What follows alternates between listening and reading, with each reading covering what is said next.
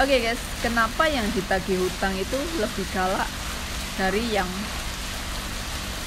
ditagih hutang lebih banyak dari yang mau ini ya, mau nagih gitu ya. Nah, biar kamu dari terhindar seperti ini ya, gitu ya.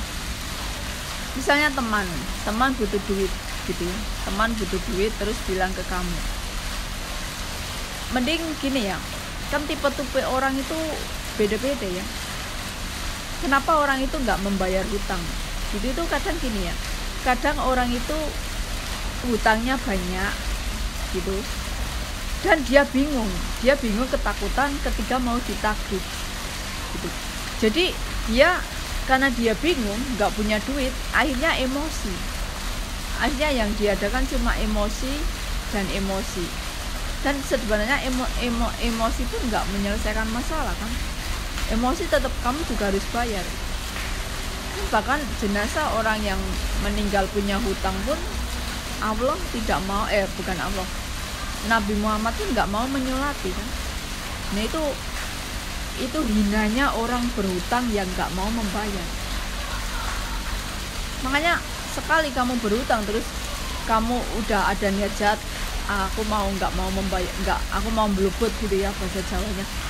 Biarin aja, itu kan teman saya tipu aja, saya utang nggak akan bayar gitu ya.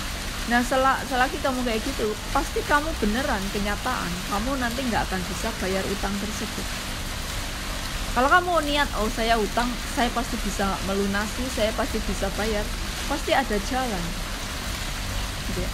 Dan ini sering terjadi di antara sesama TKW gitu ya.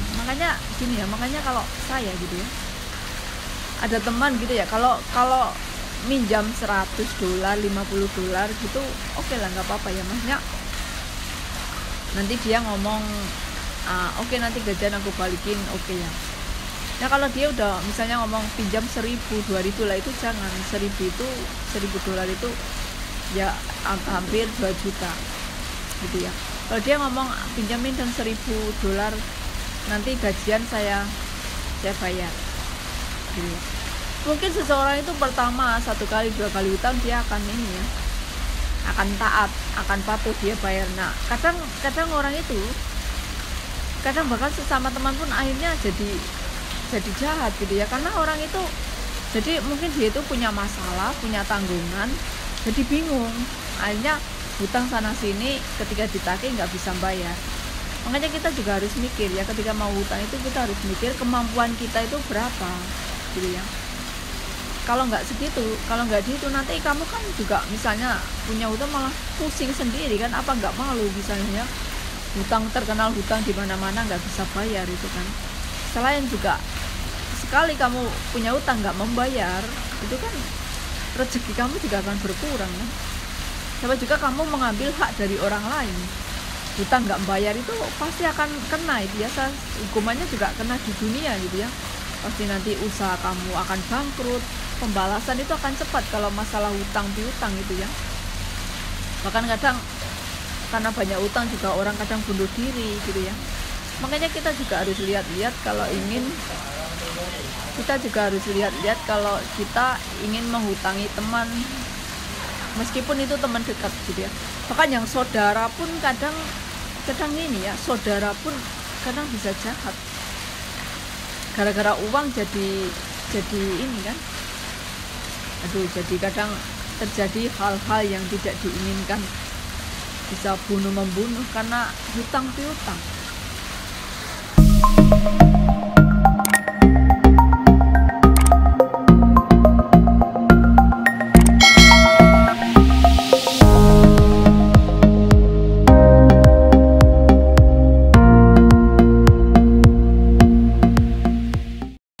Ketika kita misalnya menagih, terus orang itu kayaknya ada keinginan nggak mau bayar, dan orang itu malah marah-marah, malah lebih galak dari saya.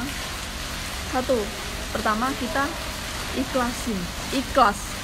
ikhlasin aja ya. Maupun kita mau pontang-panting menagih, kalau dia udah berkeinginan nggak mau bayar utang, yaudah kita ikhlasin, kita doain yang baik-baik aja. Karena doa yang baik kan juga akan kembali ke diri kita.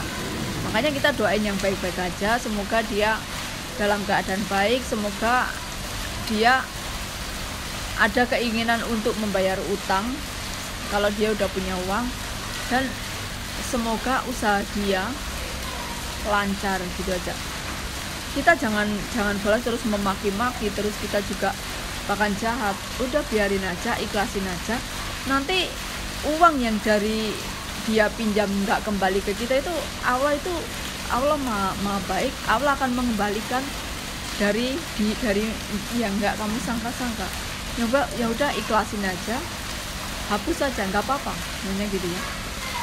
Nah dari hal seperti itu kan mereka nanti dia malu sendiri kalau dia utang banyak nggak bisa balas gitu ya, nggak bisa bayar utang. Pasti dia mungkin ketemu kita yang dihutang itu kan dia akan malu, dia akan gimana gitu. Jadi kita tetap baik, tetap berbuat baik, nggak usah memaki-maki, nggak usah doain yang jahat-jahat. Ya udah ikhlasin aja, toh nanti rezeki itu akan kembali seperti sedia kala. Kadang kan emang kayak gitu ya. Makanya kalau ada orang pinjam uang itu kita harus hati-hati ya, dilihat dari orangnya juga. Kalaupun misalnya dia pinjam 1 juta, nggak usah kamu ngomong aja, ini aku ada 300.000, ada 200.000, terserah kamu mau balikin kapan gitu ya. Kalau dipinjamin 1 juta, nanti udah kebiasaan, nanti malah dia nggak bayar utang. Makanya ini trik cara untuk menghindari, kasih aja 200.000, ini saya kasih aja, ini nggak saya pinjamin 300.000 atau 200.000. Nanti kan dia kalau dia mau pinjam hutang lagi kan dia kan akan merasa malu. Biasa kemarin udah ngasih, saya malu ya mau hutang. Guys, jangan lupa ya guys, like, share, and subscribe. Nah itu biasanya kebanyakan di Hongkong itu terjadi seperti itu ya. Bahkan banyak juga kasus bunuh diri itu hanya karena terlalu percaya sama teman. Itu ini juga di Hongkong itu sering terjadi ya, data paspor kita dipinjam untuk hutang bank gitu ya. Kalau udah hutang bank itu udah parah itu ya. Kadang kalau sekali temen nipu gitu bisa juga gaji setahun kita hanya untuk membayar hutang bank. Kan kalau di sini tuh TKW sangat mudah sekali hutang bank ya guys ya. Tinggal paspor, yang jelas kan kita tiap bulan ada gaji. Jaminannya cuma paspor, KTP kita, alamat rumah majikan, alamat rumah Indonesia juga dicatat kan. Tapi kan itu kan hanya sebagai pelengkap, ya emang pelengkap. Nah kalau sekarang katanya kalau hutang bank kalian nggak bisa bayar, kalian lari kemanapun nanti yang ditagih yang di Indonesia harus bayar ke Hongkong gitu. Sekarang katanya lebih ketat seperti itu. Nah makanya juga ini ya, makanya dalam hidup ini hindari hutang ya, hindari hutang sekecil apapun, apalagi hutang bank kalau nggak perlu banget, gitu. Hutang bank untuk bayar anak sekolah, bayar kebutuhan makan, aduh itu kan sia-sia gitu ya. Kalau hutang bank untuk usaha gitu ya, mending gitu ya. Nanti kan kita bisa menyicil untuk membeli sawah gitu, panen juga misalnya kita bisa membayar gitu ya. Kita harus cerdas lah. Kalau misalnya kalau kalian memang butuh banget boleh lah hutang bank, tapi harus punya konsekuensi gitu ya, harus bayar, harus mengembalikan. Oke guys, assalamualaikum warahmatullahi wabarakatuh, welcome back to my channel. Oke, sekarang kita kembali ke topik lain gitu ya. Kenapa orang baik itu selalu tersakiti gitu ya, orang baik ini guys ya. Nah begini ya, emang menjadi orang baik itu sebenarnya nggak susah gitu ya. Dan seberapa jahatnya seseorang, walaupun mungkin menyakiti diri saya sendiri atau menyakiti kamu gitu, kalau ya kita berusaha ikhlas saja, biar nggak apa-apa, biarin kamu mau benci sebenci-bencinya kamu, terserah gitu ya. Yang penting kita nggak perlu membalas, nggak perlu kan ya kejahatan dibalas dengan kejahatan. Itu berarti kamu sama saja golongan mereka gitu kan. Ingat ya, semua itu misalnya walaupun mungkin kamu keadaan paling baik, kamu nggak usah mengklaim saya itu paling baik, saya itu paling benar, nggak usah. semua itu nanti akan ada masanya, akan kelihatan kok. Tuhan itu nggak peduli sama kamu. Tuhan itu bukan nggak peduli sama kamu. Tuhan itu selalu menjaga kamu, dan pasti Tuhan akan menunjukkan, oh kamu itu benar. Tapi kamu nggak usah ngomong, kamu nggak usah saya itu paling benar. Nanti akan ada masanya, dan yang jahat akan kelihatan. Oh sebenarnya hatinya dia itu busuk, hatinya dia itu jahat. Nah nanti akan ada masanya. Kadang kan emang kadang itu susah ya guys ya.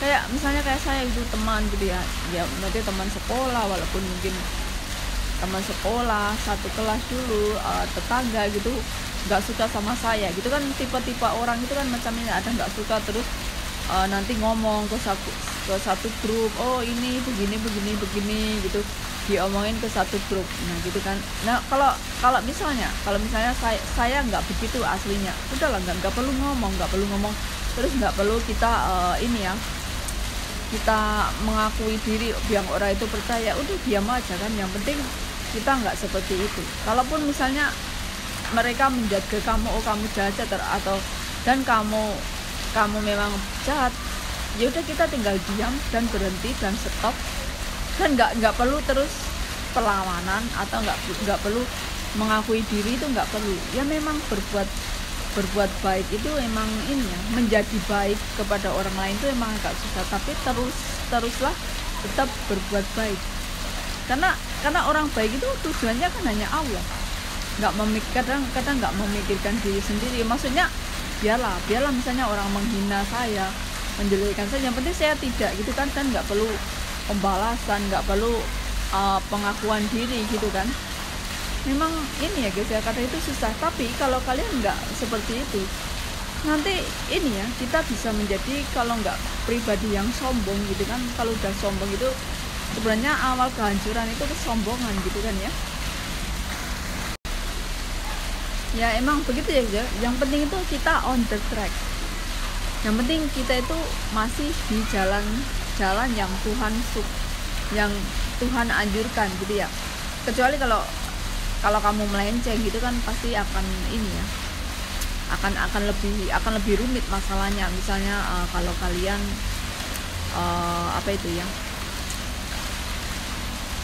kalian dibenci oleh seseorang, kalau kalian keluar jalur pasti akan membalas kan, bahkan akan terjadi terus permusuhan gitu ya. Mending kita itu diam. Diam itu sebenarnya kan cara terbaik gitu kan, cara terbaik untuk melawan. Daripada melawan habis-habisan menunjukkan saya paling benar, itu nanti malah fatal kan. Sedangkan watak orang itu beda-beda kan. Watak orang ada yang sekali kita lawan dia malah semakin menjadi-jadi gitu, ada yang kayak gitu. Makanya mending didiamkan. Diam adalah satu-satunya jalan. Misalnya orang udah terkena gosip apapun, misalnya menjelek-jelekan kamu sejelek apapun, kalau kamu tetap on the track, pasti Tuhan itu akan menunjukkan gitu kan, dia itu baik, dia itu benar. Tapi kan nggak seperti di sinetron azab gitu, nggak langsung gitu kan. Dan kehidupan pun terus berjalan, jadi tetap relax aja. Yang penting kita tetap seperti biasa, misalnya gitu ya, berteman juga seperti biasa. Misalnya teman dekat saya juga benci sama saya, gosipin saya, jelek-jelekin saya, kalau saya juga saya cuekin aja. Misalnya kalau ketemu ya udah biasa.